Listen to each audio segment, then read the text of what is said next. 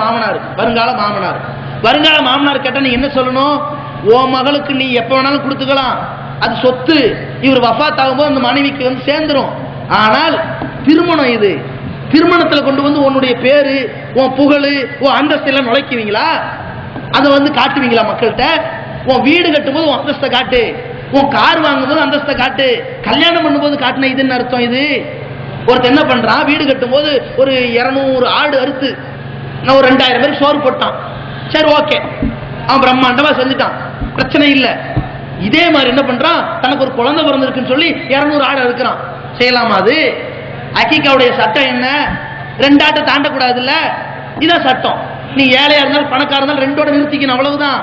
இல்ல நான் 200 பேருக்கு சோறு போட்டேன்ல, 2000 பேருக்கு சோறு போட்டேன்ல, அப்ப பல ஆடுகள் அறுத்தன்ல, குழந்தை பிறந்ததுக்கு அறுக்க மாட்டேன்னு பேசக்கூடாது. ஏன்? அது உலக காரியம், உன் விருப்பமுடைய காரியம், அது அன்லிமிட்டடு. குழந்தைன்னு வரும் பொழுது மார்க்கம் சொன்ன மாதிரி தான் அக்கீகாவுக்கு கொடுக்கணும். நீ மார்க்க சட்டத்தை செயல்படுத்தும் போது இஸ்லாம் சொன்ன மாதிரி செய்யணும். அப்ப இவன் கல்யாணம் பண்றான், இந்த கல்யாணம் பண்ற விஷயத்துல நிலைமை என்ன? பெண் வீட்டு விருந்து போட்டுறான். பெண் வீட்டு விருந்து இவங்க புறக்கணிக்க முடியல, அதையும் தாண்டிட்டு வரானா பெண் வீட்டுல இருந்து சீதனம் வருதான்.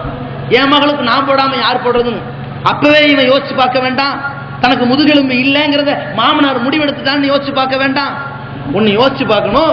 ஒரு பிச்சை எடுக்க வராங்க, இந்த பிச்சை எடுக்க வரும்போது கூட அந்த வீட்டில் உள்ளவனுக்கு தெரிஞ்சு போயிடும் அவன் பிச்சைக்காரன் தான் வராண்டிய. அவன் வரும்போது ஐயாண்டு வந்துட்டானே, தூரத்துல இருந்து வரும்போது அவன் அலங்கோலமாகவும், அவன் தட்டுல காலியாகவும், அவன் ரொம்ப பாக்குறக்கே ரொம்ப பக்கரையாகவும் அப்படியே கேட்டானே, தெரிஞ்சு போச்சு. அவனே வாய் விட்டு கேட்டதுனால பிச்சைக்காரன் தெரிஞ்சிருச்சு. ஆனா ஒருத்தன் டீசெண்டா இருக்கிறான், வந்து நின்னோட 10 ரூபாய் எடுத்து போடுறான்னா என்ன அர்த்தம்? சொல்லாமலே இவன் கண்டுபிடிச்சிட்டான் பிச்சைக்காரன். அது மாதிரில இது கல்யாணம் பண்ண போறீங்க, நம்ம வீட்டில் என்ன செய்வாங்க? பொண்ணு பார்க்க யார் போவா? இந்த மாப்பிள்ளையுடைய மைனி மதனி, அண்ணன் ஒய்ஃபு, அக்கா தங்கச்சிமார்கள், அம்மா, வருங்கால மாமி, இவங்களும் போயிடுவாங்க. போகும்போது ஒரு கணக்கு போட்டுருவாங்க, என்னடா இது பக்கத்துல காலி இடம் இருக்குது, இது அந்த ஊட்டி இடமா இல்ல இது இதெல்லாம் அவங்க ஊட்டி இடம் இல்ல, அப்ப இந்த வீடு சரிப்பட்டு வராது, காலி இடம் இருக்குது, அப்ப சரி நாளைக்கு பையனுக்கு உதவும் இல்லையா, சரி இந்த வீடு இந்த மாடி வீடா, மாடி வீடு தான், ரைட்டு. உள்ள போனா ஃப்ரிட்ஜு சோஃபா எல்லாம் நிறைய இருக்குது, எல்லாம் 2 இருக்குது, கல்யாணம் பண்ணி கொடுப்பாங்க போல இருக்குது. எல்லாம் ஒரு கணிப்புல உள்ள போய் உட்கார்ந்தாச்சு. அதுக்கப்புறம் தான் பெண் பேசுறத. பெண் பேசியாச்சா? பெண் பேசினா ஃபர்ஸ்டே வந்து இவங்க போய் கேட்டான்னு வைங்க, உங்க மகளுக்கு எவ்வளவு போடுறீங்க என்று கேட்டா மாமனார் மாமியார் கண்டுபிடிச்சிருவாங்க. ஓ பிச்சைக்காரங்க போல இருக்குது, கேட்கறாங்க, கண்டுபிடிச்சிருவாங்க. உள்ள வந்து உட்கார்ந்த உடனே அவன் கேட்டான் எவ்வளவு எதிர்பார்க்கிறீங்க. இப்ப என்ன, அவங்க மூஞ்சில பிச்சைக்காரன் எழுதி வச்சிருக்குது. இதுல கேவலம், இந்த கேவலமான காரியத்தை செய்யலாமா? இவன் நம்மள்ட்ட வந்து தத்துவம் சொல்றான், இல்ல அவங்க மகளுக்கு அவங்க பணம் யாருக்குன்னு கேட்டாங்க, சொத்து எழுதி வைக்கிட்ட, எப்போ வரப்போகுது? கல்யாண விஷயத்துல உன் பேரத்தை பேசாத. நீ மாப்பிள்ளையா இருந்தால் ஆம்பளையாவும் இருக்கணும். திருமணம் முடிக்கிற பொழுது அந்த பெண்ணுக்கு நீ கொடுக்க வேண்டியதை கொடு மகரு. அந்த பெண் வளமையா என்ன போட்டிருக்கிறாளோ அதோட வரட்டும். இவன் என்ன பண்றான்? சீர்சீதனம் எல்லாம் ஒரு பெரிய அளவுல தப்பு கிடையாது, வரதட்சணை கேட்டு வாங்குறது தப்பான். தௌஹீத் எப்படி சொட போயிருக்குன்னு பாருங்க. ஆரம்பத்தில் வரும் பொழுது எவ்வளவு வீரியமா இருந்தோம். அல்லாஹ் ஒருத்தன் தான் வணங்கணுங்க, ரசூலுல்லாஹை பின்பற்றணும். அல்லாஹ்வுடைய தூதர் ஒரு கோட்டை போட்டாங்கன்னா அதை தாண்டக்கூடாது. அல்லாஹ்வுடைய தூதர் ஒரு காரியத்தை செய்ய சொன்னா கரெக்டா செஞ்சிடணும். அதுக்கு எதிராக ஒரு காரியத்தை செய்யக்கூடாது. நம்ம கொள்கையில ரொம்ப உறுதியா இருக்கணும் என்ற வீரியத்தோடு வந்தவன் பிறகு சமாளிக்கிறான். நம்மளா கேட்கல, அன்பளிப்பா கொடுத்தா வாங்கலாமா, இல்ல நம்மளா கேட்கல அவங்களா போட்டா வாங்கலாமா, ஒரே மகளா இருந்தா என்ன செய்யறது, இப்படி எல்லாம் யோசிக்கிறான். ஆரம்பத்தில் என்ன சொல்லிட்டு இருந்தா, நானா விரும்பல, எங்க அம்மா தான் தேவையில்லாம போய் கேட்டாங்க, நானா வாய் விட்டு கேட்கலன்னா. உங்க அம்மா கேட்டாங்கன்னா, உங்க அம்மா உனக்கு பிடிக்காத ஒரு பொண்ணை கல்யாணம் பண்ணி வைக்கிறேன்னு சொன்னா நீ கட்டுப்படுவியா? அப்ப மட்டும் ரோஷம் வரும்ல, அப்ப மட்டும் நீ ஆம்பளை மாதிரி பேசுவீல. அது மாதிரி மார்க்கத்துக்கு முரணா உன் தாய் சொன்னாலும் தகப்பன் சொன்னாலும் ஊர் சொன்னாலும் நீ அல்லாஹ்வுக்கு பயந்து கல்யாணம் முடியணும்னு அதுல இருந்து இப்ப மாறிட்டான். இப்ப என்ன, அன்பளிப்பு தானே இது. மார்க்கத்தை வளைக்கிறதுக்குன்னே இவன் யோசிக்கிறான்னா இவன் எப்படி அல்லாஹ் ரசூலை நேசித்தான், எந்த மாதிரி நேசிக்கிறான்? நேசம் எங்க இருக்குது? உலகத்துக்கு பயந்து வாழ்ந்துகிட்டு இருக்கிறான். இவன்ட்ட நேசம் எல்லாம் குறைஞ்சு போயிருக்குது. எந்த மாதிரின்னு கேட்டா, இப்ப நம்ம என்ன சொல்றோம், திருமணம் முடிக்கிறீங்க, எந்த வரதட்சணையும் வாங்கல, பிதஅத்தான காரியம் இல்ல, அந்த பிதஅத்தான காரியத்துக்கு அங்கீகரிக்கல, இப்படி கல்யாணம் முடிக்கிறதுக்கு தியாகம் பண்ணுங்கன்னு சொல்றோம். ஒருத்தர் என்ன பண்றான், தியாகம் பண்றான். என் மகளுக்கு இப்படித்தான் முடிப்பேன் அல்லது நான் இப்படித்தான் முடிப்பேன் தியாகம் பண்றான். பண்ணிட்டு இவன் இந்த மாதிரி ஒரு கல்யாணம் நடக்கும்போது போய் கலந்துக்கிறான். ஏன் கலந்துக்கிறான்? இது இவன் விஷயத்திலே பெரிய தியாகம் பண்ணவன் இந்த மாதிரி தன்னுடைய நண்பனுடைய வீட்டிலேயோ உறவினர்கள் வீட்டிலேயோ கல்யாணம் நடக்குது, அல்லது மனைவியினுடைய அண்ணன் தம்பிக்கோ கல்யாணம் நடக்குது, போறான். ஏன்டா கல்யாணத்தில் கலந்துக்கிற? வேக்கணும். நிக்காக நடக்கும் போது அள்ளி பையனுக்குமா ஓதுனாங்க, அங்க போலில விருந்துக்கு தானே போட்டேன், அந்த சபையில ஒண்ணு நடக்கல. இப்படி இதுதான் திருமணத்தை புறக்கணிக்க லட்சணமா? இதுதான் ஈமானிய சுவை இவன்ட்ட இருக்குன்னு அர்த்தமா? அவனை புறக்கணிக்கணும்னு சொன்னா அவன் என்ன வீடு கட்டினதுக்காக விருந்து கொடுக்குறான்? பொண்ணு கட்டினதுக்கு விருந்து கொடுத்துருக்கிறான். அந்த பள்ளியில கல்யாணம் பண்ணாலும் திருமணத்தை வைத்துத்தான் இந்த விருந்து.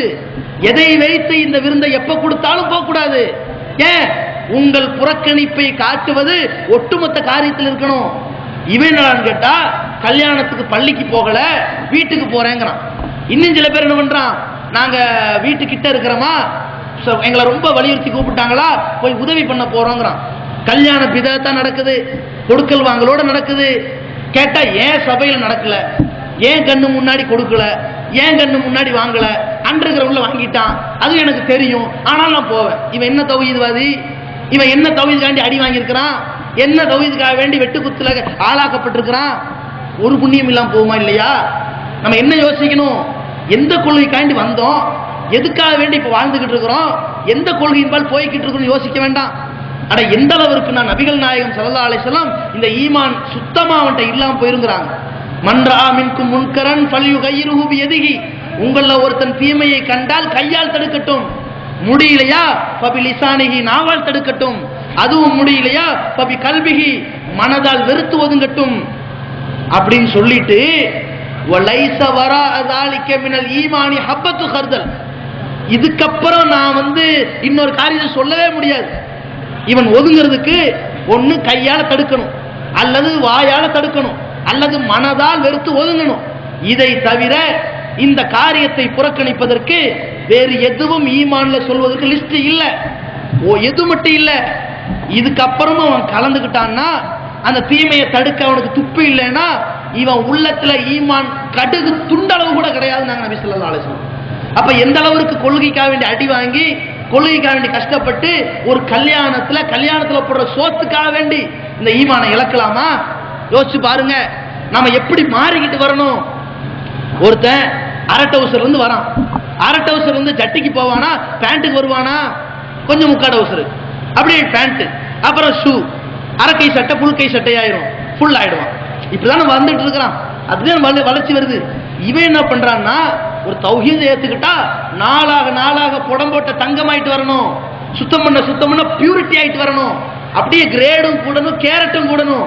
இவன் என்னடான்னு கேட்டா முதல்ல வரதட்சணை கூடாது, வட்டி கூடாது, கொடுக்கல் வாங்கல் கூடாது, வரதட்சணை விரும்பி கொடுத்தாலும் கூடாது, அதுவும் சீதனம் தான், பெண் வீட்டு விருந்தும் ஒரு சீதனம் தான் அப்படின்னு எல்லாத்தையும் புறக்கணிச்சுட்டு கொஞ்சம் கொஞ்சமா சேர்க்க பாக்குறான்டா.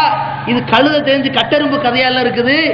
இப்படி அவன் வரணும், சீர்திருத்தம் அடைந்து முன்னேற்றம் அடைஞ்சுக்கிட்டு போகணும், கொஞ்சம் கொஞ்சமா மெச்சூரிட்டி அடையணும், வளர்ச்சி பாதையில போகணும். இவன் போய்கிட்டு இருக்கிறான்னா 70, 80, 90 போகணுமே தவிர 60, 40, 20 வந்தான்னா கேவலமா இருக்குது. இவன் எப்படி வரணும்? வரதட்சணை கூடாதுன்னு ஒழிச்சாச்சு, இப்படின்னு வரணும். இந்த ஏகத்துவத்தை ஏற்றுக்கொண்ட உடனே உள்ளத்துல இதனை வந்துச்சு. இந்த ஏகத்துவ கொள்கை ஏற்ற உடனே ஒவ்வொரு தௌஹீத்வாதியும் மனசுல கை வச்சு பாருங்க, இதான் வந்தது. எது வந்தது? அல்லாஹ்வுடைய கிருபையினால தர்காவுல போய் உருண்டுகிட்டு கிடந்தோம். அல்லாஹ் ஒருத்தனை தான் வணங்கணுங்கிற இந்த தௌஹீத் நமக்கு கிடைச்சிருச்சு. இந்த மக்களை எல்லாம் அப்படி உருவாக்கணுங்கிற ஒரு வேகம் இருந்துச்சு. தர்கா வழிபாடு செய்யறவனை பார்த்தோம்னா அப்படி வெறி, அப்படி கோபம், இவனை எப்படியாவது திருத்தணுமே, ஏன் இப்படி முட்டாத்தனமான காரியம் செய்யறாங்கிற அந்த கடுப்பு இருந்துச்சு. அவனை திருத்தணுங்கிற ஒரு வேகம் இருந்துச்சு. அல்லாஹ்வுடைய தூதருக்கு முரணாக நம்முடைய திருமணங்கள் இருக்குது, நம்மளைத்தான் அப்படி கல்யாணம் பண்ணி வச்சுட்டாங்க, வரதட்சணை கொடுக்கல் வாங்கலோட பண்ணி வச்சுட்டாங்க, நம்ம பிள்ளைகளுக்கு அப்படி பண்ணிடக்கூடாது, நம்ம சொந்தங்களுக்கு இப்படி பண்ணிடக்கூடாது, நம்ம சமுதாயத்தில் யாரும் இந்த சாபக்கேட சந்திக்க கூடாதுங்கிற ஒரு கொள்கை உறுதி வந்தா இன்னும் மெச்சூரிட்டி ஆகி போகணும். இவன் என்னடான்னா சமாளிக்கிறவனா போகிறான், செய்யற தப்புக்கு சால்ஜாப்பு சொல்றவனா போகிறான், கல்யாணம் பண்றான். நம்ம ஜமாத் என்ன முடிவு எடுத்திருக்குது? திருமணம் பண்றீங்களா, வரதட்சணை இல்லாம பண்ணாதான் பண்ணி வைப்போம், கொடுக்கல் வாங்கல் இருக்கக்கூடாது, சீதனம் இருக்கக்கூடாது, பெண் வீட்டு விருந்து இருக்கக்கூடாது, பிதஅத் இருக்கக்கூடாது, ஃபாத்தியா கூட்டுதுவா இருக்கக்கூடாது, ரசூலுல்லாஹி ஸல்லல்லாஹு அலைஹி வஸல்லம் சொல்லி தந்த மாதிரி இருக்கணும். இருக்குதா? உங்களுக்கு கல்யாணம் பண்ணி வைப்போம், அந்த திருமணத்துக்கு பயான் பண்ணி ஒரு சிறந்த திருமணம் மக்கள்கிட்ட சொல்லுவோம். ஆனால் இந்த திருமணத்தை பள்ளிவாசலை விட்டுட்டோ வீட்டை விட்டுட்டோ மண்டபத்தில் விருந்து கொடுத்தீங்கன்னு சொன்னா, ஒரு ஆண்கள் வலிமா விருந்து கொடுக்கிற பொழுது மக்கள்கிட்ட ஒரு கஷ்டத்தை ஏற்படுத்துறீங்க. வலிமா விருந்து என்பது அல்லாஹ்வுடைய தூதர் அவர்கள் மணமகனுக்கு இட்டு சென்ற 2 செலவுல ஒரு செலவு. அல்லாஹ்வுடைய தூதர் ஸல்லல்லாஹு அலைஹி வஸல்லம் அவர்கள் நமக்கு சொன்னது, இன்ன ஆவமன் நிக்காஹி பரக்கத்தன் ஐஸருஹு மௌனா. திருமணத்துல ரொம்ப மகத்துவமிக்க திருமணம், அபிவிருத்தி பெற்று தருகிற திருமணம் சிறந்தது எது தெரியுமா? செலவுகள் ரொம்ப ரொம்ப ரொம்ப கம்மியாக செய்யப்படுகிற திருமணம் அப்படி நபி ஸல்லல்லாஹு அலைஹி சொன்னாங்க. நம்ம உண்மையிலேயே ரசூலுல்லாஹ்வை நேசிக்கிறவங்களா இருந்தா, அதை விட இந்த உலகத்தில் உள்ள எவனை நான் நேசிக்க மாட்டேன், அல்லாஹ்வுடைய தூதர் தான் ஃபர்ஸ்ட், அல்லாஹ் தான் ஃபர்ஸ்ட், அல்லாஹ்வுடைய தூதர் தான் செகண்ட்னு நேசிக்கிறவனா இருந்தா, இந்த ஹதீஸை உயிர்ப்பிக்கணும்னா இல்லையா? எந்த மாதிரி உயிர்ப்பிக்கணும்? நீங்க என்னங்க வீட்டில் வச்சு செய்ய சொல்றீங்க? நீங்க என்ன பள்ளியில வச்சு விருந்து போட சொல்றீங்க? நான் பள்ளியில வச்சு பேரிச்சம்பழத்தோட முடிச்சிடறேன் என்றல்லவா சொல்லணும். இவன் என்ன பார்க்கறான்? ஊர் உலகத்தை கூப்பிடணுமே, எனக்கு 200 பேர் வருவாங்களே, 300 பேர் வருவாங்களே, இடம் பத்தாது, மண்டபம் இலவசமா கிடைக்குது, வீட்டை விட மண்டபம் விசாலமா இருக்குது, அங்க ஒரு பயான் பண்ணலாம், இப்படி எல்லாம் காரணத்தை சொல்லி மண்டபத்துக்கு போறான். நம்ம அந்த வாசலையே அடைச்சோம், சமுதாயத்தின் நன்மையை கருதி அடைச்சோம். ரசூலுல்லாஹி ஸல்லல்லாஹு அலைஹி காலத்துல திருமணத்துல பயான் பண்றது கிடையாது. இது நிர்வாகம் தான் எடுக்கிற முடிவு.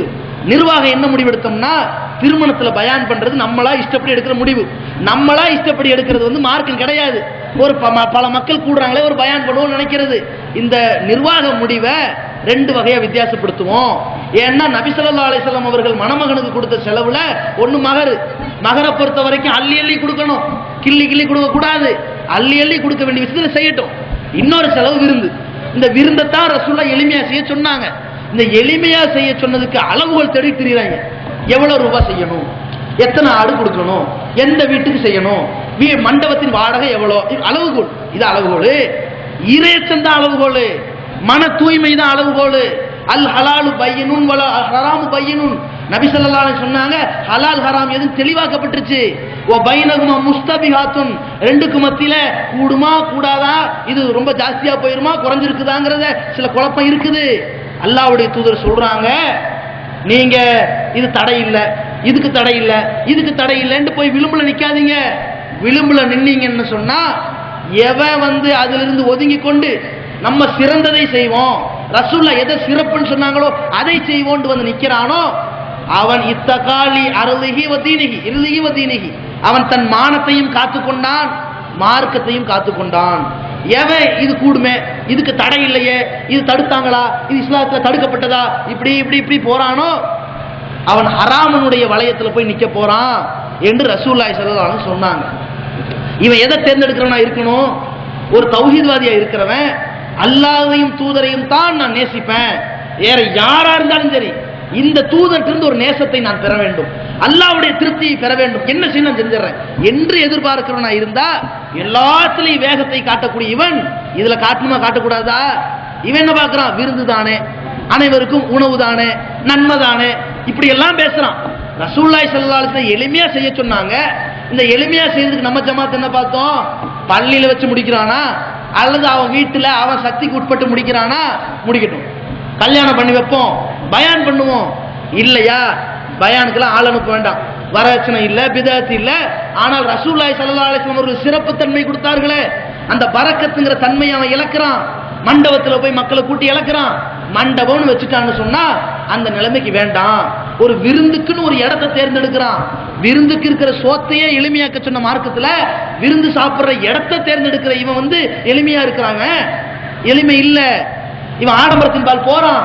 அல்லாஹ்வுடைய தூதர் காலத்துல எத்தனையோ மஜ்லிஸ்கள் இருந்துச்சு, பிரச்சாரம் பண்ற சபை கூடங்கள் இருந்துச்சு.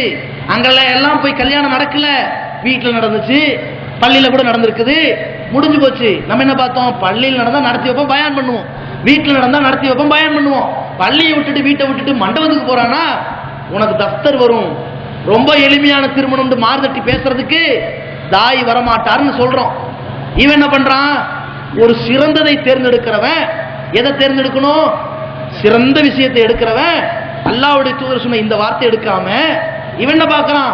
நபிகள் நாயகம் ஸல்லல்லாஹு அலைஹி வஸல்லம் சொன்னார்களே, அப்துர் ரஹ்மான் பின் அவுஃப் ரலியல்லாஹு அன்ஹு அவர்களை பார்த்து அவுலிம் வலோபி சாத்தின், ஒரு ஆட்டையாவது குர்பான் வலிமா விருந்து கொடுப்பா என்று சொன்னார்களே, ஒரு ஆட்டையே கொடுக்க சொன்னாங்கன்னா நான் ஒரு 5 ஆடை கொடுத்தா தப்பா என்று கேட்கிறான்.